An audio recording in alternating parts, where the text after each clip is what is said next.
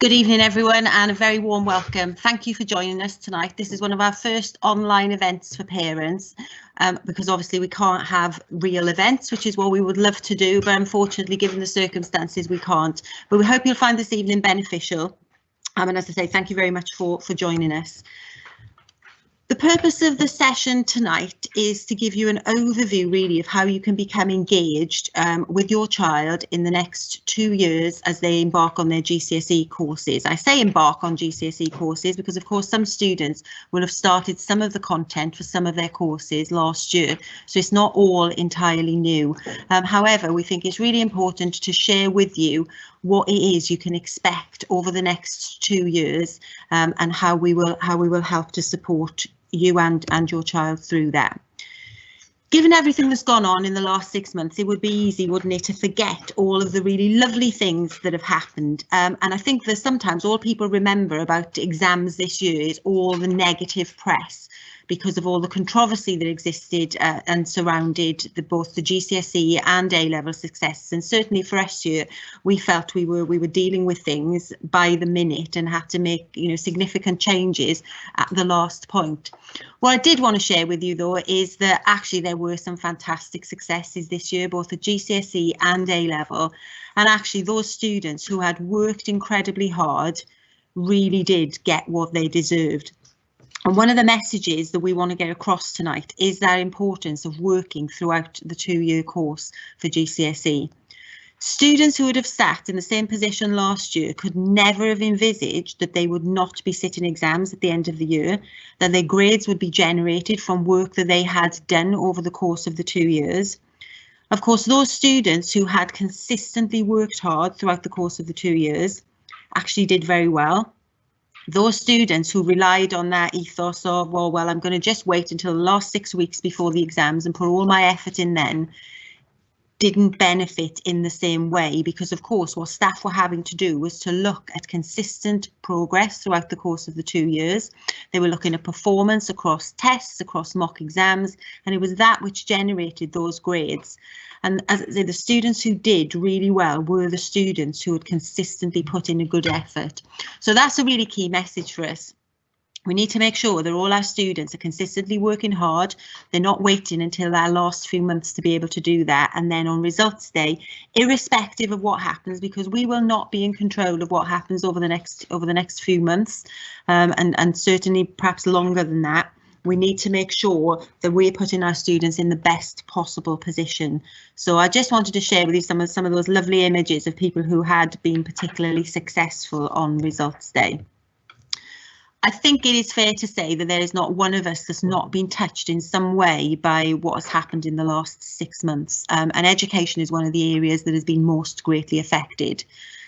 At the end of March, we were all in school one day, and the next day there was an announcement that all schools were to close. Almost instantaneously, we had to change the way in which we did things, from having all our students in school with teachers standing in front of them and doing what we've always known, to doing something really quite different.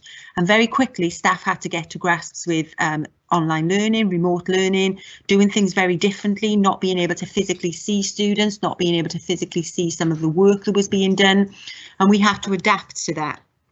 However, what has come out of that is some really good lessons for us and for students. And of course, over this period of time, what's happened is lots of people have done lots of research into the impact of students being at home. And in particular, we've looked at what students liked about learning during lockdown. Student Voice was carried out with students across the country, and they looked at a questionnaire delivered to all students, and then sort of a typical day of school life during lockdown. And what we found is the students really benefited from this blended learning, where they were doing some work online, they were having contact with their teachers, they were having feedback from their teachers, but the reliance upon students being able to do more at home actually really benefited quite a lot of students, and they really liked the fact that they were more in control of their learning than they perhaps had ever been before. And while some things we can't replicate, as having an English lesson that's been recorded and having that at 10 o'clock in the night, what we can do is use the best learning points from that to be able to make sure that our students over the next 2 years are really, really well supported. And of course, the feedback that they got was in a slightly different format. And that's something that they really quite liked. The things that they obviously missed, and the things that we all missed, were the interaction between students and teachers, and of course the fact that they missed out on all the social time that they would have, and we can't underestimate the importance of that.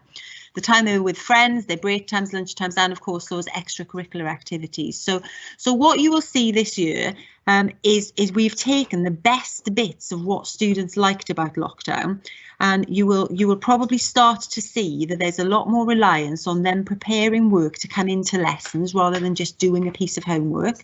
So we will be expecting them to carry out work in preparation for the lesson where the teacher feels that that's appropriate for them to do so. So that means that the teacher can then really focus on the bits in lessons that we know students really struggle with.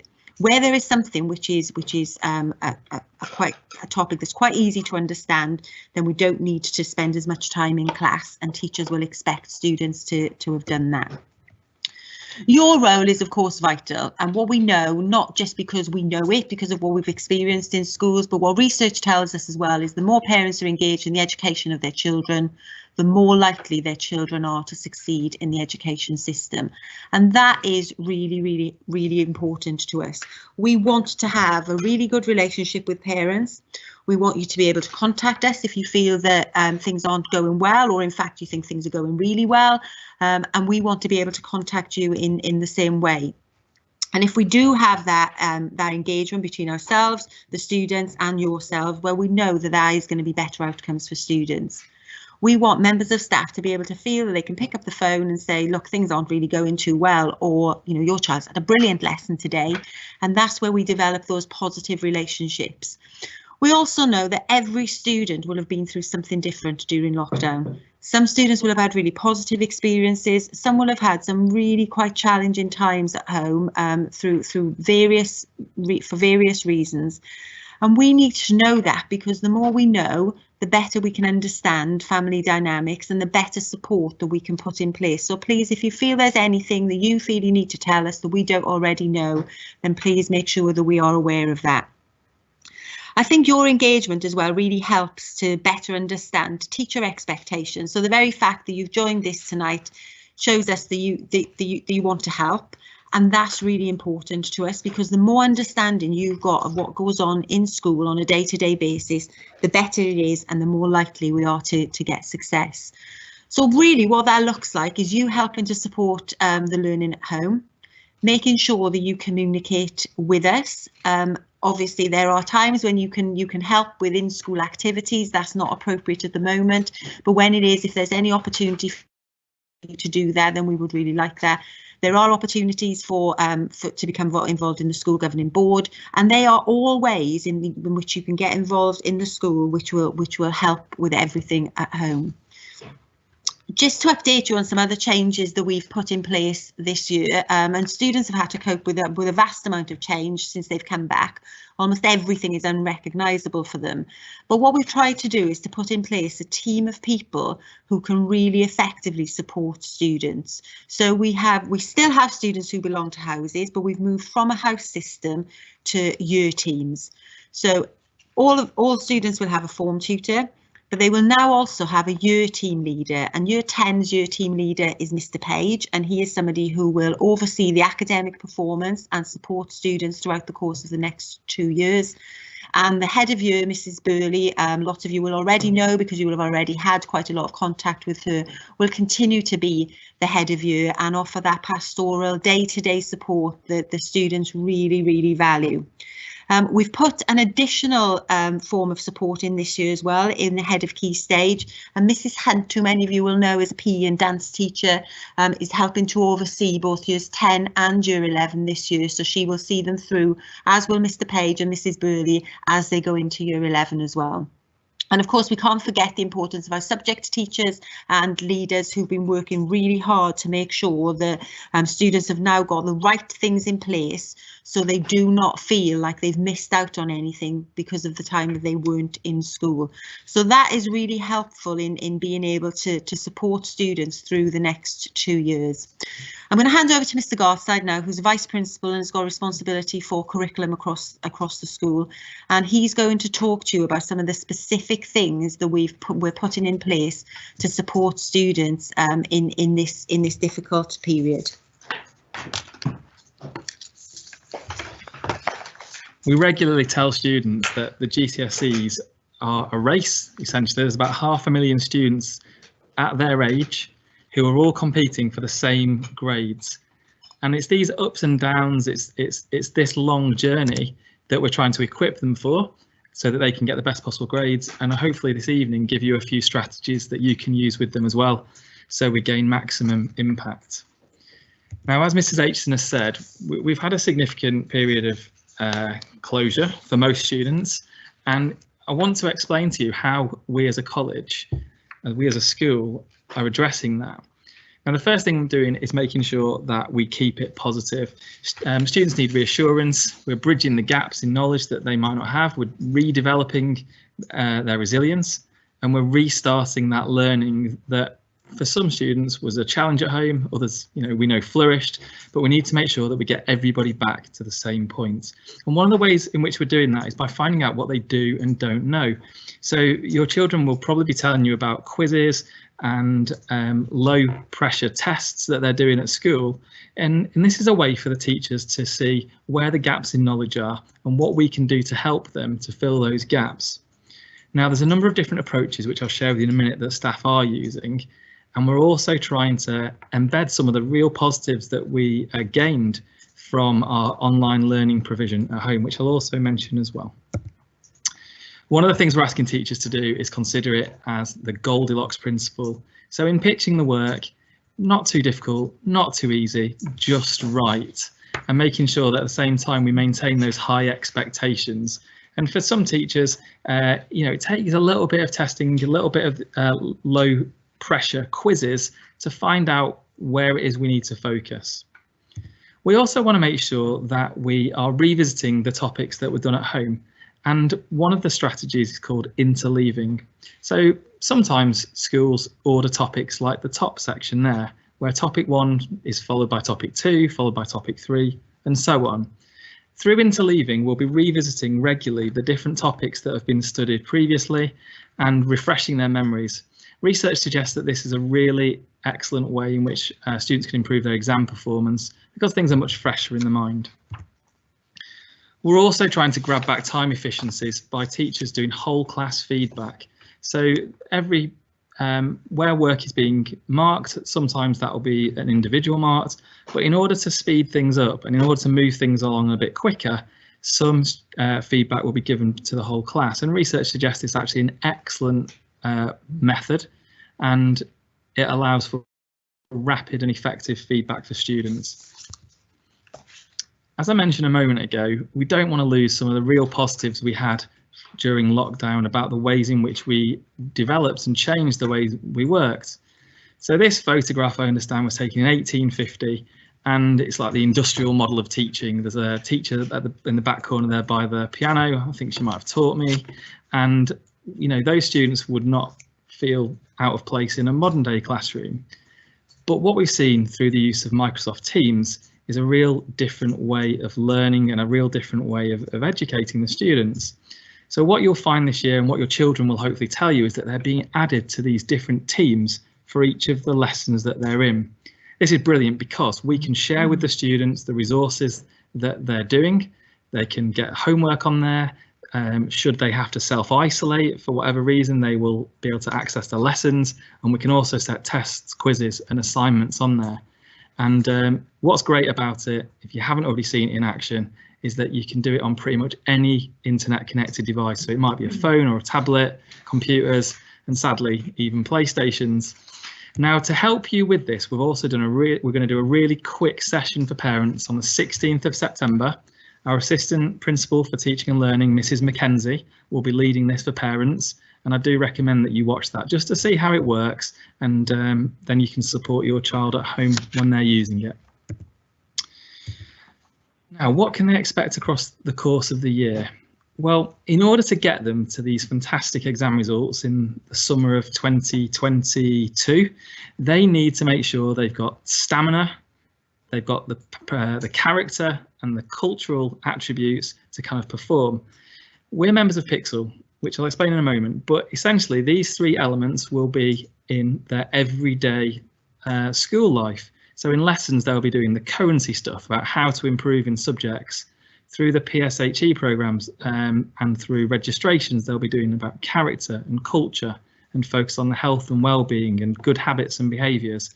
And together, these things will bring about real success. PICS will also provide information for parents too, and so we'll be sharing with you over the next 2 years different newsletters and help sheets. These examples show about how you can help your child build resilience, encourage independence, and about how you might manage screen time with them. So look out for those in the coming months. We also recognise that some of the terms we use makes a whole new language for parents too. We keep using this term Pixel. So Pixel is an organisation that about half the secondary schools in the country are members of. It's about improving student performance, and we get lots of resources from there. And when you hear from our heads of English and Maths in a moment, they will be referring to Pixel. Some of the Pixel strategies are these. So we have walking, talking mocks. So prior to the exams, we have students in the halls going through exam papers, being told about timing, what they should look out for, being familiar. And by being in the same setting as the exam and having that feedback really helps students when they sit the real thing. And we do these regularly between now and the real exams. We also share with students Smith Proformas. These are great because they take feedback from the latest assessment or the latest exam and they diagnose what are the key issues. There's no point going over things that you're already good at. This picks out the things where there are gaps. And you can see there the diagnosis section. We also then provide the therapy. So that might be an intervention session with a teacher. It might well be that you direct yourself through the Maths app and some of the resources on there. So that's the therapy. And finally, we then retest on those areas of weakness to make sure that what we've done is correct. Because if we don't check, then we don't know we've got it right. We don't know we've solved the issue. So these are always personalised, and you can expect to see those during the GCSE course. We also share with students these. They're called PLCs, Personalised Learning Checklists, and they indicate where students are doing well or not so well on individual topics. It helps them focus their revision. It helps the teachers decide what it is they need to revisit. A really useful strategy, PLCs. Can I encourage you, if you don't already, have the My Ed app on your phone to download it. It's a brilliant app. You can see about your child's attendance. You can see about their achievement and behaviour points. It's also how we share with you the school reports. So if you don't have it, please download it. Any issues, do give us a call and let us know. Equally, the Show My Homework app, it has been rebranded. It's exactly the same thing. It's just that it's now called Satchel One. You can see what your child is doing for homework, and I do encourage you to download that. If I could now introduce our head of maths, who is Mrs. Wiles. She's also senior teacher. She's going to tell you a little bit more about what maths are doing to bridge the gap over the coming months and give you some strategies as well.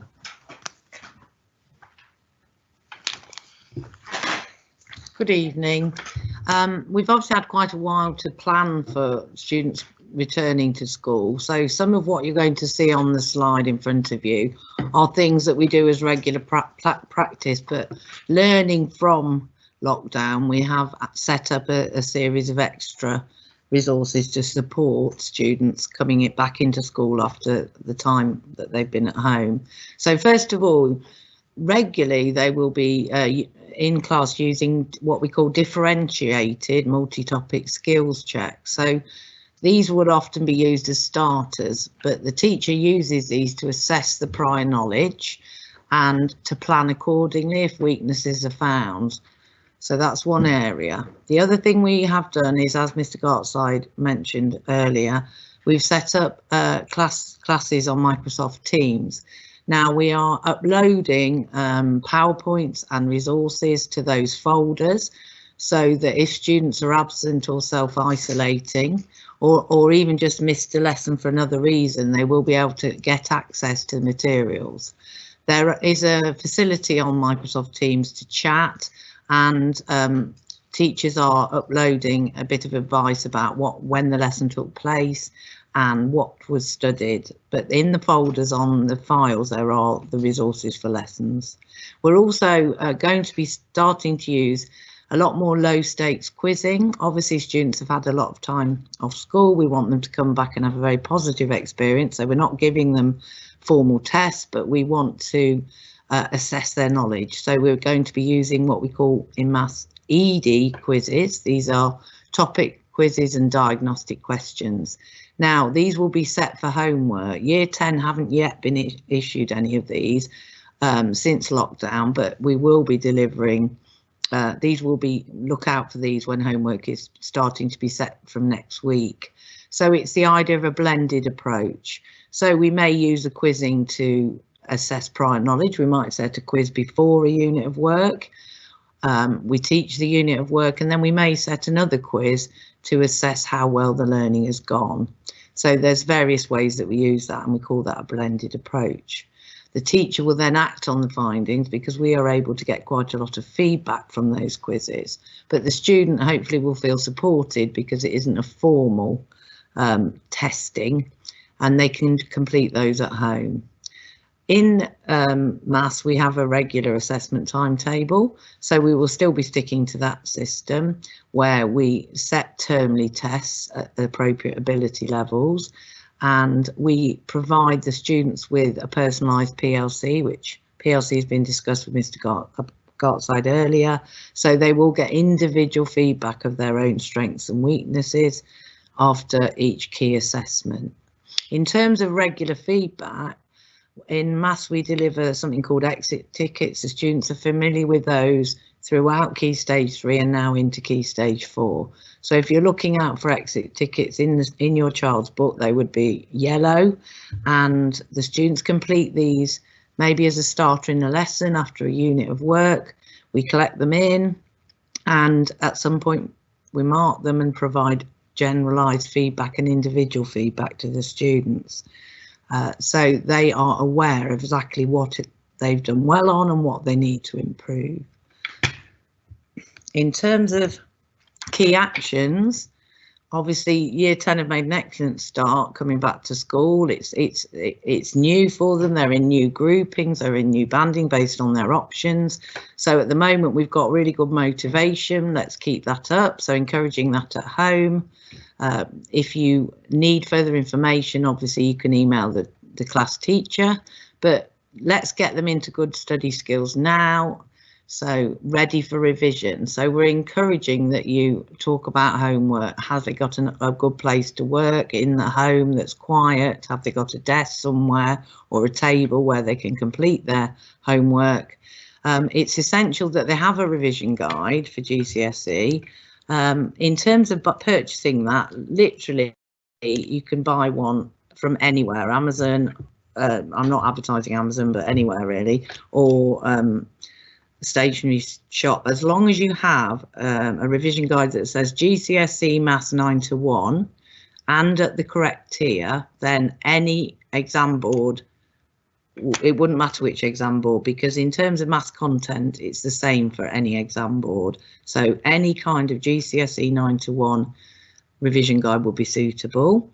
The other thing is, I have been asking, I'm just thinking about my class that I taught today, not everyone had remembered to bring their calculator, so can we promote the fact that they need a scientific calculator and that they have that with them every day for their maths lessons, please. In terms of other resources, we have something called the Pixel Maths app. Students can access this at home on their phone. And if they need the login information, if that hasn't yet been shared, their class teacher will have that information so they can ask. This is a really good resource for them to check their learning. It will mark it for them. It will give them feedback, and it also offers PowerPoints and videos to guide them if they are struggling with any of the areas. My Maths is also really good for helping to explain how to do some of the maths, and it will mark assessments for them and give them feedback. Another website that we use as well is Corbett Maths, where there are videos, exam questions and model answers. So all of these things will support your child. I'm going to hand over to Mrs. Zarins now, who is the head of English and a senior teacher in the school.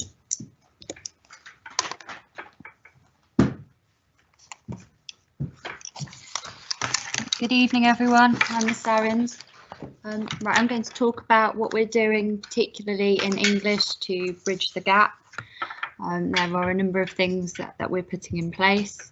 And so what you can expect to see in the next few months is, to begin with, after October half term, we are going to be putting in place regular low stakes quizzing to check student knowledge on the taught subjects that we're going to be doing with them this year, because obviously they're on their journey into GCSE now. They're starting to be taught an inspector calls, and so after half term we're going to start doing low stakes quizzing on their key set texts. So as they move through the year, they're being taught, and then we're revisiting that. We'll also be basing some of these low stakes quizzes on some of the teaching that would have been done in year 9, just to check you know, there's no gaps in their knowledge, and if there is, we can follow that up this year with some additional teaching. Secondly, the classes have been set up on Teams, so if there is a situation where we find your child might need to self-isolate, all of the information will be there and ready for your students, for the students and your children to use. Much like maths, we have a regular assessment timetable in place. Those assessments happen at the end of each half term. So we can regularly take stock and understand where they are with their achievement, and if there is any indication that students are falling slightly below, then we'll obviously put in teacher interventions, but also there's other potential interventions that we can put in place as well, and perhaps set some additional work if need be. We also have something called learning checkpoints that we do midway through a half term to check that they're achieving adequately, and if again there's anything that is flagged up as needing attention, they'll be given feedback, and we can again teach those areas that need attention. In terms of feedback, we do that on a whole class basis, so we would look at kind of strengths and weaknesses within a class, feedback to the students, and also work out sort of collectively on the areas of that need more work. So that's that. Secondly, these are some of the key actions. So this is more sort of about how you yourselves can get involved with your children. So the first thing we'd like to ensure is that your child has all copies of English literature set texts. So that would be an Inspector Calls, that would be Macbeth, and that would also be A Christmas Carol. During year 10, it's the key year for studying those 3 texts. So please make sure that they have been purchased. We do encourage you to read them yourselves. I'm not sure if you're all keen readers or not, but if you have read them, it's a really good way of engaging with your children about what it is they're learning, even just a conversation at the dinner table. I don't know if Macbeth would be the most appropriate there, but definitely Christmas Carol or an Inspector Calls are fantastic stories and well worth a discussion. Secondly, we need you to sort of be ensuring that the students are doing their homework. Perhaps if they are set extended writing at home, that they're using a stopwatch to improve their time management. This will become increasingly important over year 10 and again as they go into year 11. But if they get into good habits this year, it will make next year even more manageable for them, in particular for their end of year exams in year 10. Encourage your child to read a wide range of quality fiction and non-fiction.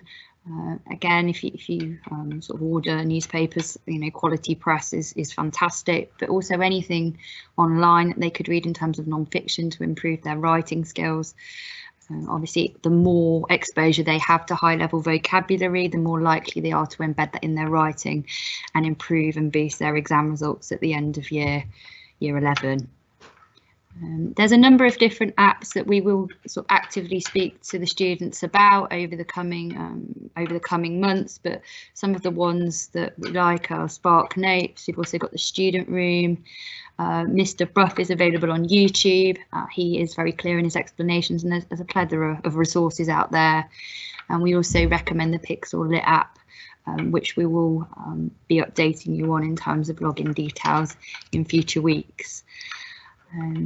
Where possible, and I know this is difficult at the moment because you know, obviously theatre trips are out currently, but if things do change, it's well worth looking into going to see a performance at the theatre of either Macbeth, A Christmas Carol, or Inspector Calls. I realise A Christmas Carol is a novel and not a play, but there are sort of versions of that. Alternatively, you could just stick the video on at home and watch it together, because any reinforcement of plot is also really supports students' learning as they move through their GCSEs. And that is the final word from me. I will now hand you over to Mrs. Aitchison again, just to say farewell.